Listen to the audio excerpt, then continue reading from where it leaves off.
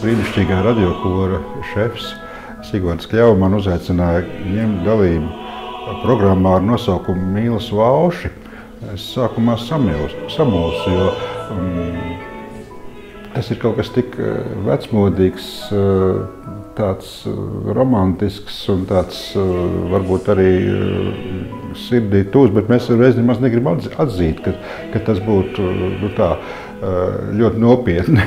Bet te pašā laikā es domāju, ka nopietnas ir gan valsts, gan arī mīlestība ir nopietna. Un kad es uzzināju, ka tas ir programmas centrā Johannes Brāmsa Valša, kas man ir ļoti tuvu. Ne tikai viņa kameru muzika izcilā un simfoniskā muzika, bet arī tā vieglākā viņa muzikas daļa, gan ungāru dejas, gan valši, man ļoti patīk un no jaunības ir patikuši. Un tad es meklēju vienkārši savu tēmu šim ciklam.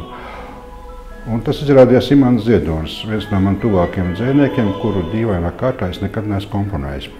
Un tad es uzdrīkstējos pieķerties sev īpaši tuviem Imanta Ziedoņa dzejoļiem, kuri bija ārprātā populāri tad, kad es mācījos vidusskolā, piemēram.